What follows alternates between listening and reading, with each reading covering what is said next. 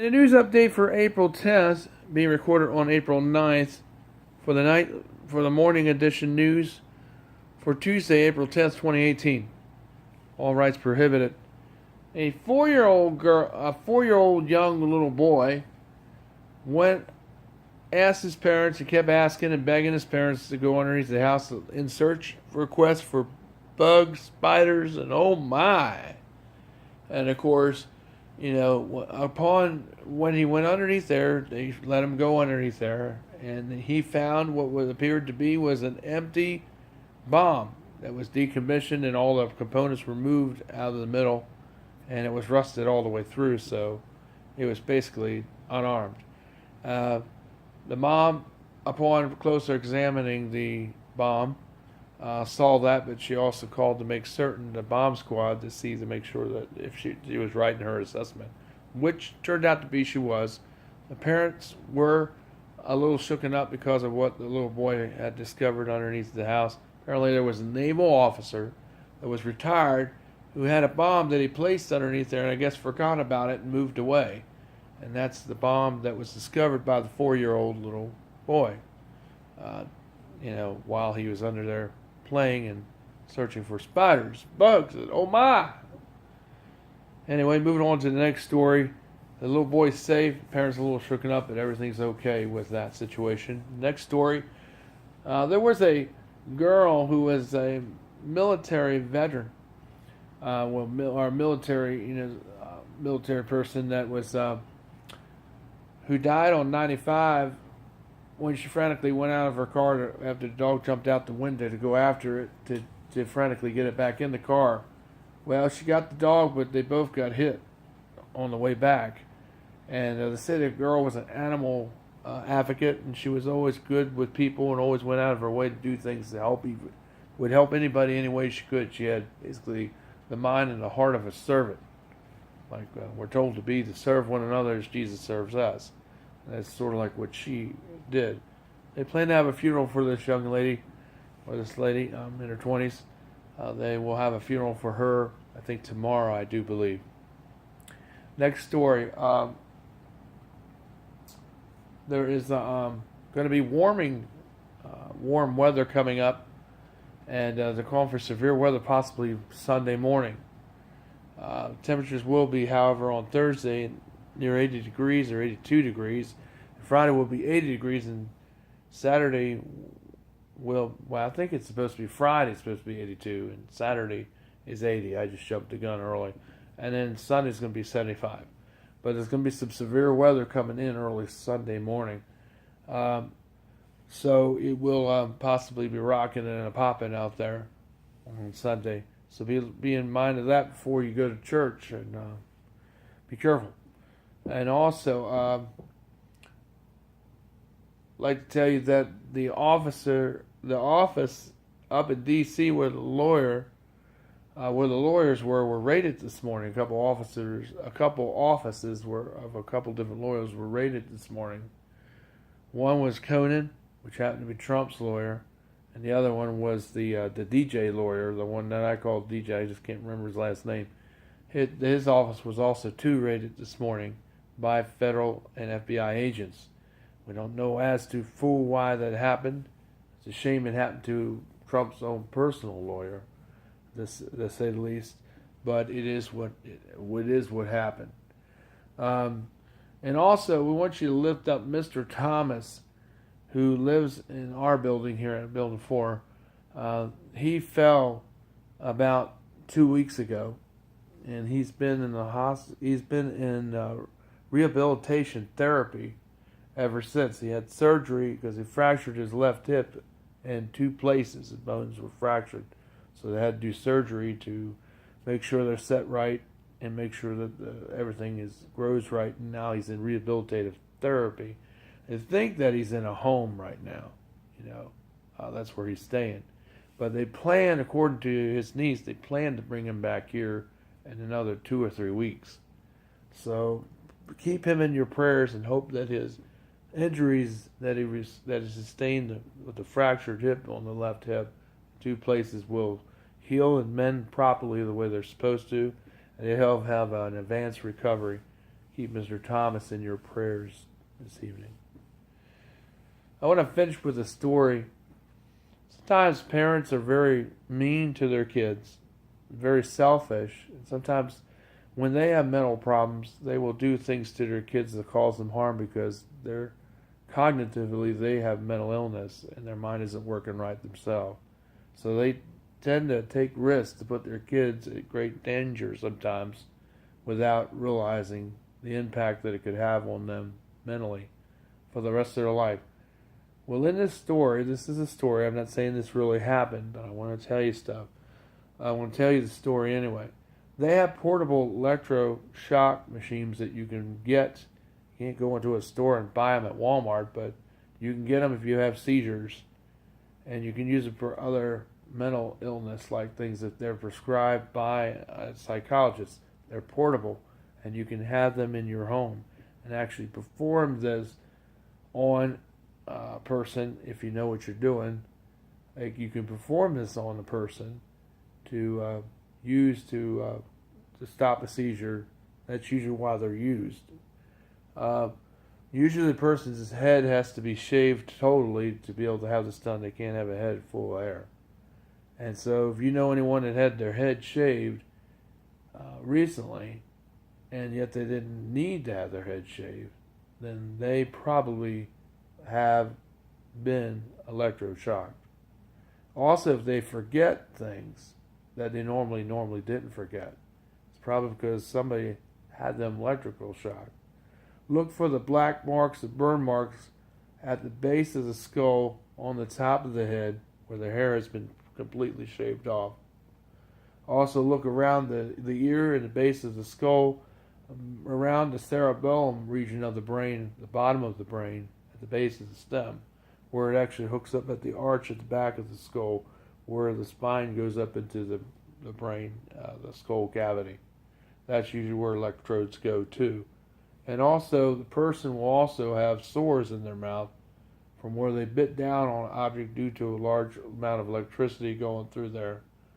Sometimes it can be 400 to 600 watts, depending on the severity or the type of electrode treatment. But you have to know exactly what you're doing because you can kill a person. Not only that, you can even ruin them mentally for the rest of their life. And a lot of times some people will try to use this to correct the behavior, which is not wise for anyone to do for any reason, because you don't know what you're doing and you're not a doctor and you're not a psychologist. If you don't know what you're doing, you shouldn't have a portable electroshock machine in your disposal. If anyone is operating a machine without a license and they are not a prescribed doctor or psychologist, under the guidelines of the requirements to have these machines at an office or in a hospital setting or even in a home setting, you can be arrested for that and be thrown in jail, and you can lose your children if you did this to one of your children as an attempt to get them to forget someone or to forget certain things that you don't want them to remember. There's most time people will remember things and they don't forget, and that's the only way they would.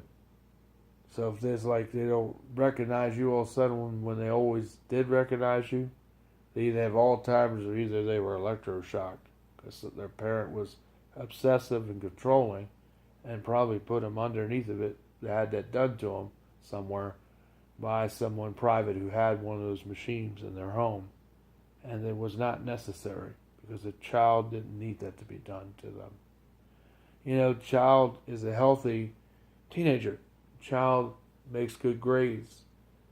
The person exhibits very smart, very, very mature for their age.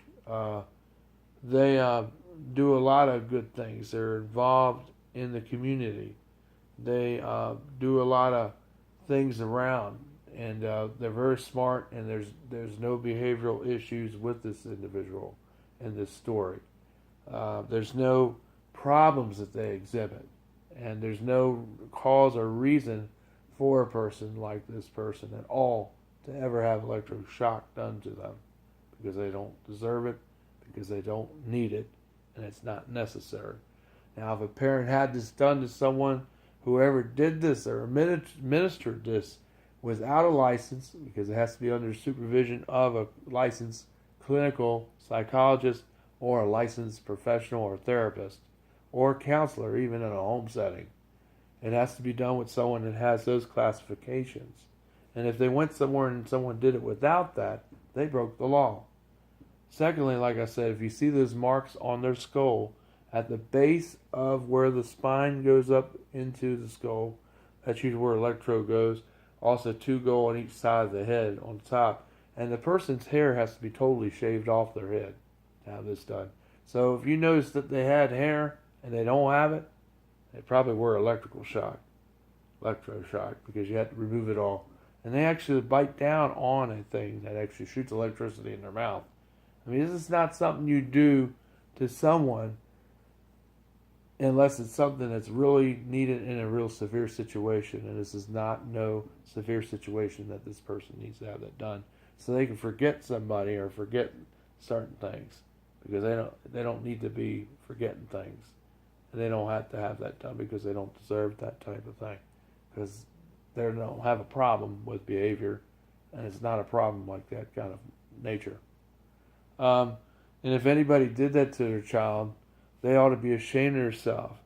And don't worry, God's got something for you if you did. If you did have this done to your child under the wrong pretenses and the wrong reasons. And God's got something specially for you if you did this to your child. You're not going to get off on this one. And besides, sometimes that helps them. They'll forget, but that doesn't always mean that it will. Sometimes it will cause temporary amnesia or forgetfulness, but a lot of times it doesn't even affect their memory. So like I said, if you don't know what you're doing, you could cause other brain problems with the child that are irreversible. And because you don't have a license and you're operating a piece of equipment that you shouldn't even have in your possession, and then you're using it for the wrong purposes that it wasn't pre-prescribed to be used in the first place, you broke the law.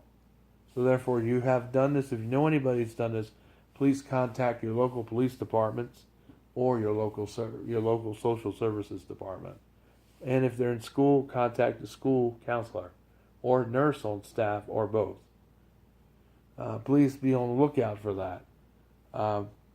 Sometimes people will try to do that because they're trying to cover up something they did, or because they're abusive to the child, so they might try to subject them to something like that so they'll forget what they did to them or what they may have done to other people that they're trying to get them to forget, or because they want them to forget, so they do that as a way so that they will forget, which is against the law, because a child, like I said, doesn't need that done to them at all. They don't have no behavioral problems. They're just expressing how they feel, and it's perfectly all right and normal. And these people that they're associating with don't know what they're talking about. They're not licensed therapists, and the person, if they did this, they broke the law on so many levels. So anyway, just be aware of that. And if you do see burnt marks around a child's on their head, at the top of the skull and at the base, and if you notice that chunks of skin has been bitten out of the sides of their mouth from where the current did that, then you know they were electroshocked. And that's why all the hair was shaven off, because they had to remove your hair to do it. So anyway, this is just some of the news. This is a story. I hope this didn't really happen to anybody. I'm not saying it did, but but if you know the people know you really well and they remember you, and then all of a sudden they don't remember you, something happened, and it wasn't normal, because people don't forget you like that unless somebody did something like that. All right, so just remember that. This is in the news update. It's my story. The end. I'd like to say hi to the landlord, say hi to the Virginia delegate, say hi to Jimmy Carter, and I would love to, and I want to say hi to everybody else that watches us, even Mr. Fritz that watches us. Putting on the Fritz. He's Mr. Fritz. Oh, putting on the Fritz. Yeah. But anyway, no, I don't have a potty mouth, Mr. Fritz. You just need to get the wax out of your ears because there's nothing bad coming out of my mouth. The only thing that comes out of my mouth is the truth. And maybe that's potty mouth to you because you lie a lot. Maybe that's why you think it's potty. But anyway, stop thinking about all those lies and you won't think it's potty. I'll see you later, Mr. Potty. Ritzy. And I'll talk to you again. This is Michael Sills with In the News Update. Take care. All right. Love you, everyone. Be peaceful. Bye.